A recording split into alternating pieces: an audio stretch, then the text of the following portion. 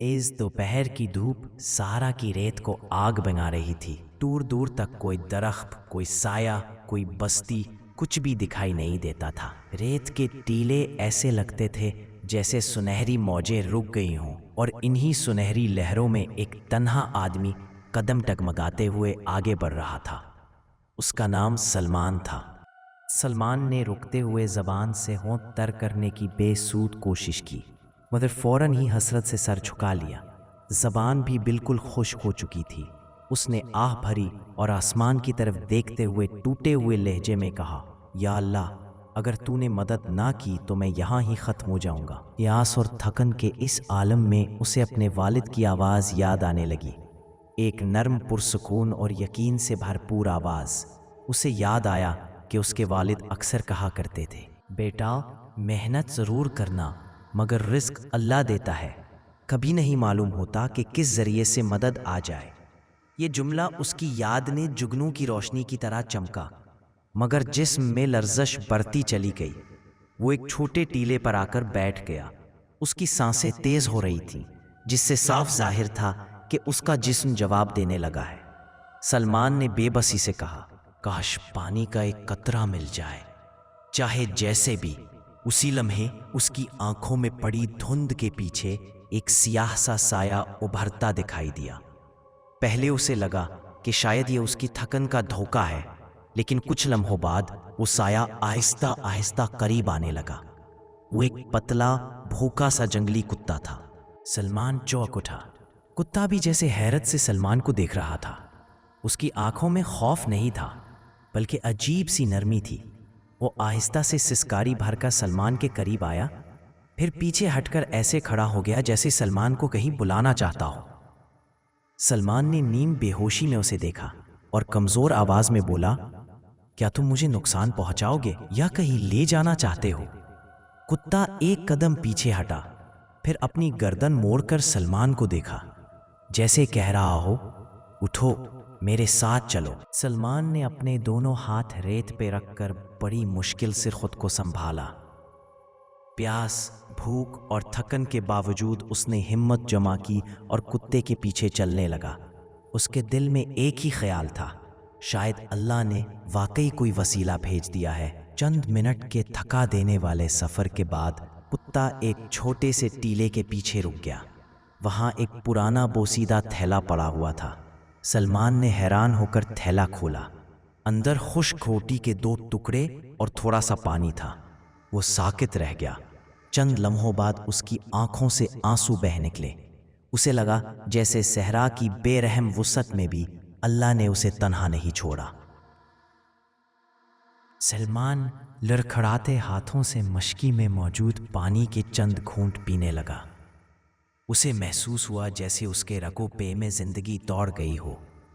उसने रोटी का एक टुकड़ा कुत्ते की तरफ बढ़ाया और कांपती आवाज में कहा, ये तुम्हारा हक है, तुम मेरे लिए रहमत बनकर आए हो। कुत्ता खामोशी से बैठकर रोटी खाने लगा, जबकि सलमान आंसू पोंछता रहा। उसने आसमान की तरफ देखते हुए दिल ही दिल में कहा, रिस्क किस तरह, किस जरिए से पहुंच जाए, अल्लाह ही बेहतर जानता है। इसी दौरान उसे दूर कहीं धुआं सा उठता दिखाई दिया। ये किसी खैमे, काफले या बस्ती का निशान हो सकता था। उम्मीद की एक हल्की सी लो उसके दिल में फिर से जल उठी। सलमान ने दूर उठते हुए धुएं को गौर से देखा। वो थका जरूर था, मगर उम्मीद की किरण उसे अंदर ही अंदर ताकत दे रही थी। शायद वो धुआं किसी काफले के ठहरने की अलामत था, मगर फासला काफ़ी था और उसके कदम अभी भी पूरी तरह मजबूत नहीं थे। उसने बिस्मिल्लाह कहकर कुत्ते के सर पर हाथ फेरा और आहिस्ता से बोला, अगर तुम मुझे यहाँ तक ला सकते हो तो आगे का रास्ता अल्लाह दिखा देगा। कुत्ता रोटी का दूसरा टुकड़ा खा चुका था और अब खामोशी से बैठा उसे देख रहा था। सलमान ने उसे शुक्रगुजार नज़रों से देखा, मगर दिल में एक और ख्याल आया, ये जानवर यहाँ भटके हुए इंसान को कैसे ढूंढ लाया? ये थैला यहाँ कैसे पड़ा था?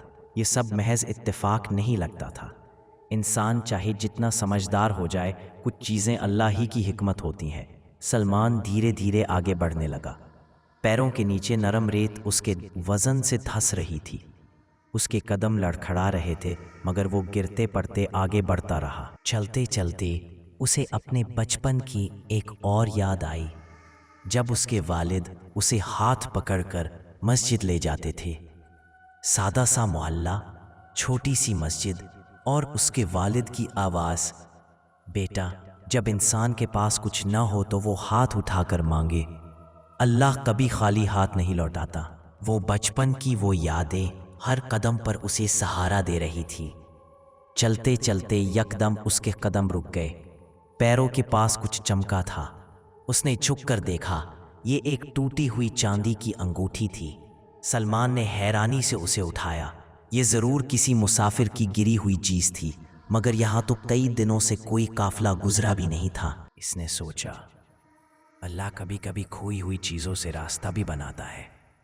اس نے انگوٹھی جیب میں رکھی اور آگے بڑھا۔ کچھ دور جا کر اسے زمین میں نرم نشان دکھائی دیے، جیسے کسی نے حال ہی میں یہاں سے گزر کر ریت کو ہلکا سا رون دیا ہو۔ یہ نشانات سیدھے اسی سمت جا رہے تھے جہاں دعا نظر آیا تھا۔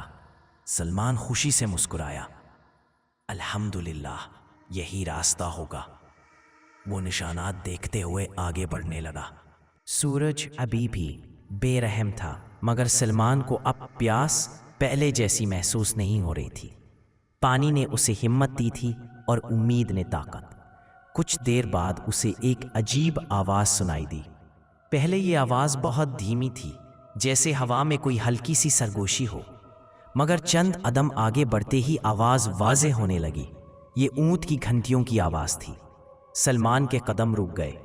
اس نے کان لگا کر دوبارہ سنا۔ ہاں، واقعی وہ گھنٹیاں تھیں جو قافلے کے ساتھ چلتی ہیں۔ سلمان کے اندر خوشی کی لہر دوڑ گئی۔ میں بچ جاؤں گا، میں واقعی کسی جگہ پہنچنے والا ہوں۔ لیکن خوشی کی اسی کیفیت میں اچانک لڑکھڑایا اور وہ زمین پر گر پڑا۔ ایک لمحے کو اسے لگا جیسے وہ پھر سے ہوش کھو دے گا، مگر اس نے ہمت کر کے خود کو اٹھایا۔ نہیں، ابھی نہیں گر سکتا، منزل قریب ہے، وہ خود سے بولنے لگا۔ چند قدم آگے بڑھنے پر اسے ریت کے پیچھے کچھ جھونپڑی نما خیمے نظر آئے۔ یہ شاید بدوؤں کا چھوٹا سا ٹھکانہ تھا۔ آگ جل رہی تھی، اسی کا دھواں وہ دور سے دیکھ رہا تھا۔ کچھ بچے کھیل رہے تھے، کچھ عورتیں پانی بھر رہی تھی اور 2-3 اونٹ ایک طرف باندھے ہوئے تھے۔ سلمان نے ہوش سنبھالتے ہوئے آواز لگائی، کوئی ہے؟ پانی، پانی چاہیے۔ بچوں نے اس کی آواز سنی تو دوڑتے ہوئے بڑوں کو بتایا۔ کچھ ہی لمحوں میں 2 عمر رسیدہ آدمی بھاگتے ہوئے اس کی طرف آئے۔ انہوں نے سلمان کو سہارا دیا اور خیمے کے قریب لا کر بٹھایا۔ ایک نے جلدی سے اسے مشکی سے پانی پلایا، دوسرے نے اس کی حالت دیکھ کر کہا، اللہ کا شکر ہے کہ تم وقت پر پہنچ گئے۔ صحرا میں ایک قدم کا فرق بھی زندگی اور موت کے بیچ ہوتا ہے۔ سلمان نے آہستہ سے سر ہلایا۔ مجھے لگا تھا میں بچ نہیں پاؤں گا، مگر اللہ نے کرم کیا ہے۔ ایک بوڑھا بدو اس کے قریب بیٹھ گیا اور سنجیدہ لہجے میں بولا، بیٹے، صحرا میں جو بچ جاتا ہے وہ صرف اپنے قدموں کی وجہ سے نہیں، بلکہ اس رب کی لخت کی وجہ سے جو سب جانتا ہے۔ سلمان نے اس کی آنکھوں میں دیکھ کر سر جھکا لیا۔ میں نے یہ بات آج پھر سے سچ ہوتے دیکھی ہے۔ بدوؤں نے اسے کھجورے اور گرم دودھ دیا۔ اس نے کھاتے ہوئے سوچا کہ اگر وہ جنگلی کتا اسے اس تھیلے تک نہ لے جاتا، اگر اس نے پانی نہ دیا ہوتا تو شاید وہ یہاں پہنچ ہی نہ پاتا۔ اللہ اپنے بندوں کی مدد کیسے، کب اور کن راستوں سے کرتا ہے، یہ انسان کبھی نہیں سمجھ سکتا۔ بدوؤں نے سلمان کو خیمے کے اندر بٹھایا۔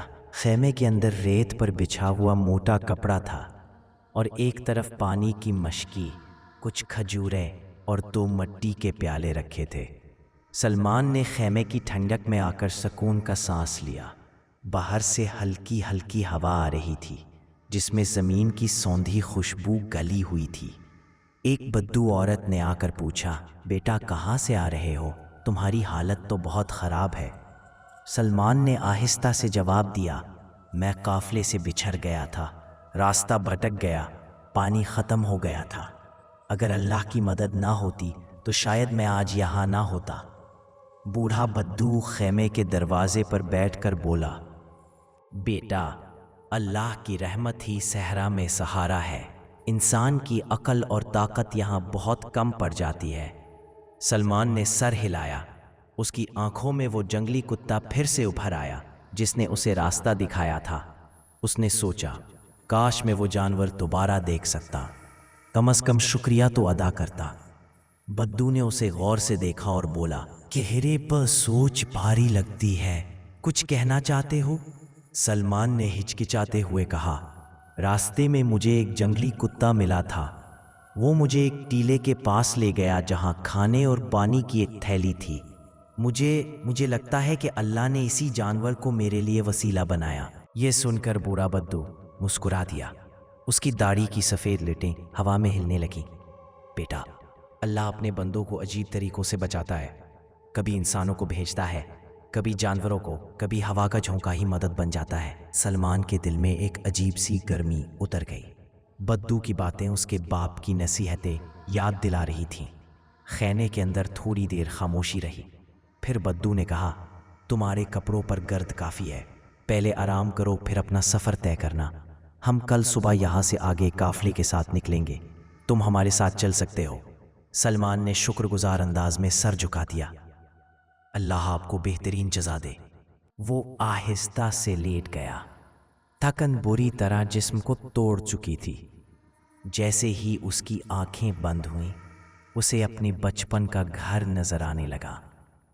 گاؤں کی کچی گلیاں، اس کے والد کا چھوٹا سا حکیم خانہ، وہ لکڑی کی میز جس پر کبھی دوائیاں تو کبھی قرآن رکھا رہتا تھا، اس کے والد کی شفقت بھری آواز، سلمان بیٹا، کمائی میں سچائی ہو تو کم بھی بہت ہوتا ہے، جو رزق اللہ نے لکھ دیا ہے وہ تمہیں تلاش کرتا ہوا خود آئے گا۔ سلمان نیند اور ہوش کے درمیان توازن کھوتا جا رہا تھا، مگر دل کے اندر وہ الفاظ ایک چراغ کی طرح جل رہے تھے۔ صبح ہوئی تو بدوؤں کا قافلہ روانگی کی تیاری میں مصروف تھا۔ اونٹوں کے گلے میں بندھی گھنٹیاں ہر قدم کے ساتھ مخصوص آوازیں نکال رہی تھیں۔ عورتیں پانی کی مشکیوں کو اونٹوں پر باندھ رہی تھیں اور مرد رسیوں کو مضبوط کر رہے تھے۔ سلمان خیمے سے باہر نکلا تو تازہ ہوا نے اس کا استقبال کیا۔ بوڑھا بدو مسکرا کر بولا، آج تم ہمارے ساتھ سفر کرو گے، لیکن پہلے یہ میٹھی کھجور کھاؤ، یہ جسم میں طاقت واپس لاتی ہے۔ سلمان نے کھجور لی، کھائی اور کہا، کل رات اگر آپ لوگوں کا قافلہ یہاں نہ ہوتا۔ بدو نے اس کی بات کاٹ کر کہا، بیٹا، اپنے بچاؤ کا شکریہ ہمیں نہیں ادا کرنا چاہیے، شکر اس کا ہونا چاہیے جس نے تمہیں یہاں تک پہنچایا، ہم تو بس اللہ کے حکم پر موجود تھے۔ سلمان چپ ہو گیا، یہ الفاظ سیدھے دل میں اتر گئے۔